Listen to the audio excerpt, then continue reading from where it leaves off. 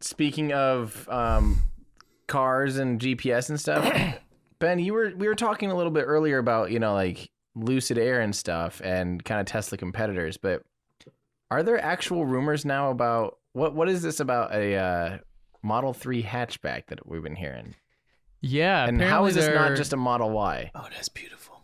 Apparently Tesla's going to be making a hatchback version of the Model 3. It's a little bit bigger, and I have one in my driveway already. I have to tell you guys. It's called the Model Y. Yeah, so basically it's going to be a Model Y. I don't know. So the headline here from Inside EVs, Tesla's building a Model 3 based hatchback, Model Y, to rival the VW ID3. So if you don't recall, the VW ID3 is a pretty cool EV that I don't know if it's out yet, but they've announced, and it's only going to be for Europe because apparently us Americans don't really enjoy this style of car, which I think is a farce. Shame. But there's a rendering of it here. I don't know who came up with this, but it's kind of it looks extremely Model Y-like to me. Yeah. And this was from an interview that Elon gave when he was talking about the Berlin plant, and he said, we will not succeed in our mission if we do not make cars more affordable.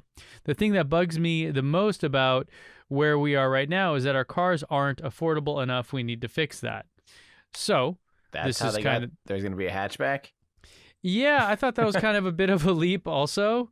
But there's also this sketch from the Shanghai factory launch, which was a model of a car that we've never seen before, presumably a two-door, smaller, smart car-sized version of a Tesla, obviously with all the design cues of the front and everything else. I actually really, really like this because it looks like it's more off-road type vehicle, or what would you call it? Not off-road, overland type vehicle, more like bigger tires and stuff. I think they should have doors on it. Overrated. I'd like to see one with doors. Yeah. No, it's liquid metal. You just swim through it. Dukes of Hazzard. You just got to jump through the window. Yeah, so apparently, that's where this rumor's coming from, but I don't really see... I don't see just a Model 3 hatchback coming that is the Model Y, literally. But something like you see in this sketch, people were calling it the Model 2. I could see something more like a really compact, maybe like Fiat-sized Tesla, especially for Europe, because that kind of car is super popular over there. And I would agree that really, really small compact sedan here in the States doesn't really sell that well. Yeah, or like a Mini Cooper sized. Yeah, like it would do okay. And because it's Tesla, people would still buy it. But the goal would be if you can get the price down to, say, $20,000, $25,000 new, then without incentives or anything else, then you're talking serious business. And with Battery Day coming up, one of the big rumors that people have about Battery Day is that they got the price down below $100 a kilowatt hour, which would allow them to do these kind of things. So yeah. I was wondering what the I don't know how gambling works, but what are the odds that their big reveal might be something like that? Like another car. You think so? You mean a car? I don't think so. No, a car or a different battery pack that can allow for a cheaper car. Well, I think obviously they'll be talking about the battery pack price thing, but like, what if they, to just nail the point home, rolled out something like that, and we're like, that might make something like this a possibility in 3 years or something. People would lose their mind. Yeah, people Put would lose their reservations mind. down today. Yeah. All of a sudden, all those Cybertruck reservations cancel. The Osborne effect, right? Yeah, a little bit.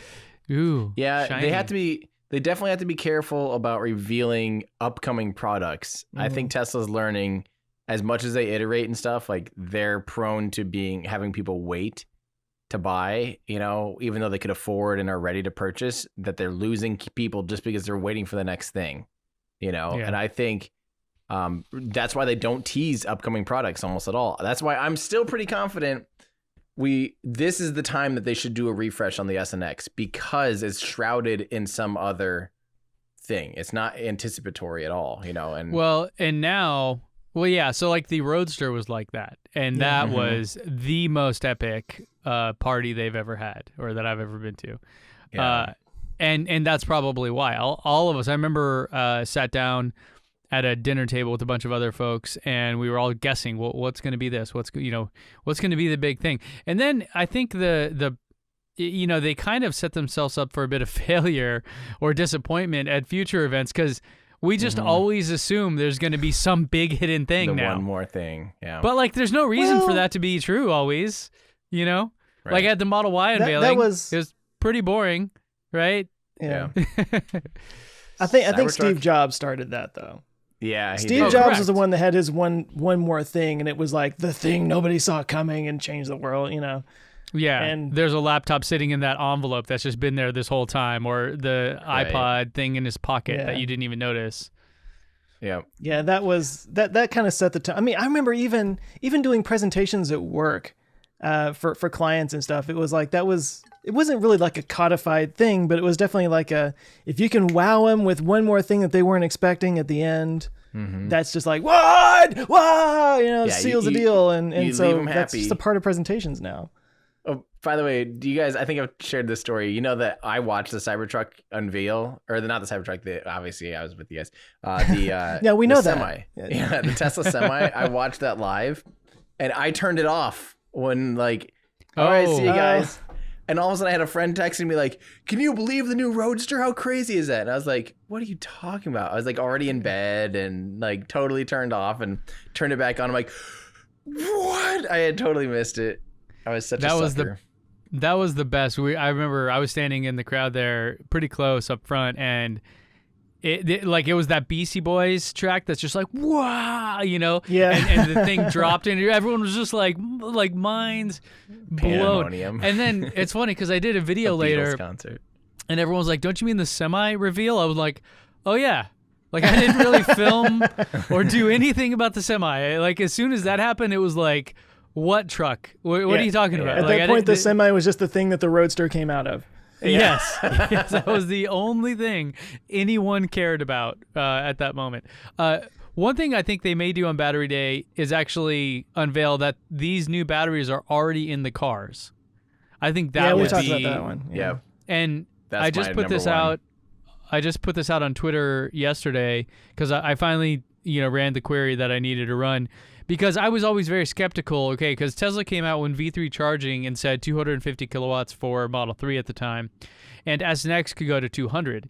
And yet, like a year on after that, with Tesla, with literally millions of observations, we had never seen a Model S or X go above 150 or 60 kilowatts.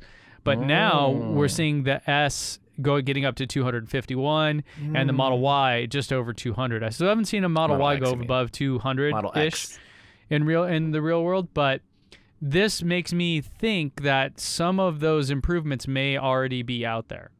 Now that's the max charge rate that you're seeing from an X. Like somebody somewhere did 204, and so that's the max charge. That's not like an average or a mean. Okay. So there's been 433,000 observations of someone charging at 204. There's been over 1 million observations. No?